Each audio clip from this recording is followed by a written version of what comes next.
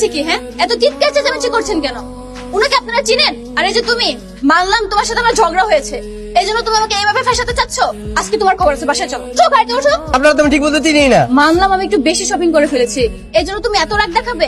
আপনিই বলুন, বউ হয়ে আমি একটু বেশি শপিং করে ফেলেছি, এই জন্য কি স্বামীর এত রাগ দেখানো মানায়? বলুন এই ভাই, আপনি বলুন। না না না ভাই, বাসায় যান। একটা কথা বলতেছে, উনি আমার অ্যাক্সিডেন্ট করেছে। আপনি আমার হাজবেন্ড, আমার সাথে ঝগড়া করে বাসা থেকে চলে এসেছেন। তাহলে আপনার স্বামী আমার হাজবেন্ড। বাসায় নিয়ে যাওয়ার আগে এখনই হসপিটালে নিয়ে যান। হিমাচ্ছে কেন? কি অ্যাক্সিডেন্ট করছে? ডাক্তার স্যার, আমার অ্যাক্সিডেন্ট হয়েছে। পুলিশকে জানাইতে হবে না? কর্মকাণ্ড দেখে কি মনে হচ্ছে জানেন? আমি অ্যাক্সিডেন্ট না, আমি মার্ডার করে উনার লাশ নিয়ে এসেছি আপনার কাছে। হাজবেন্ড আমার সাথে ঝগড়া করে উনি ছাদ থেকে একটু লাফ দিয়েছিল, তারপর একটু পায়ে ব্যথা পেয়েছে। আপনি কোনো মতো একটু ব্যান্ডেজ ট্যান্ডেজ করে দিন। হাজবেন্ড ওয়াইফ কেস, সেটা তো আগে বলবেন। তাহলে আপনি চলে যান। যাবো মানে? আপনি না একটু আগে পুরো দুনিয়ার সামনে আমাকে জামাই বানিয়ে দিলেন, আপনার এখনই পল্টি মারছেন। তখন তো পুলিশ সামনে ছিল, আর এদিকে আমার লাইসেন্সও ছিল না, অনেক বড় ঝামেলাও হতে পারতো।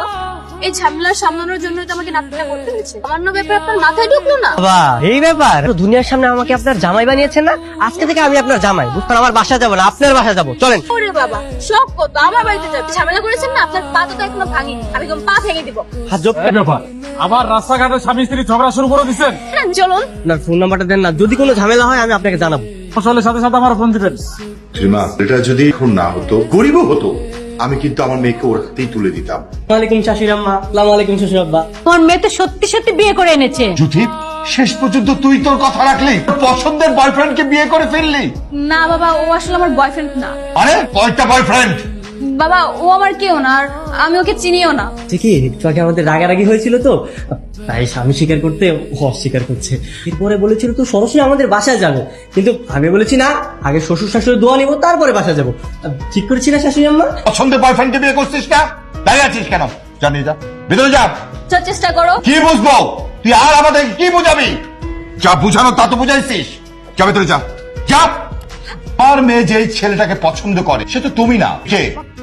মানে এই মানে করতে হবে না, আসল কাহিনী কি সেটা বলো। আসলে উনি আমার পরিচিত না, আমি অপরিচিত, আর আমি ঢাকায় নতুন এসেছি। উনি আমাকে অ্যাক্সিডেন্ট করেছিল, আমি পায়ে অল্প একটু ব্যথা পেয়েছি।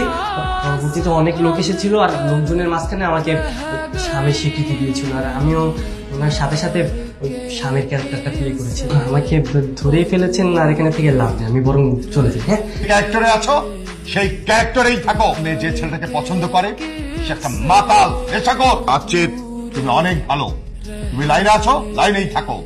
হ্যালো, কোথায় তুমি? আমি যেখানেই থাকি না কেন, তুমি কই? শুনলাম তুমি নাকি বিয়ে করে জামাই বাসায় নিয়ে গেছো।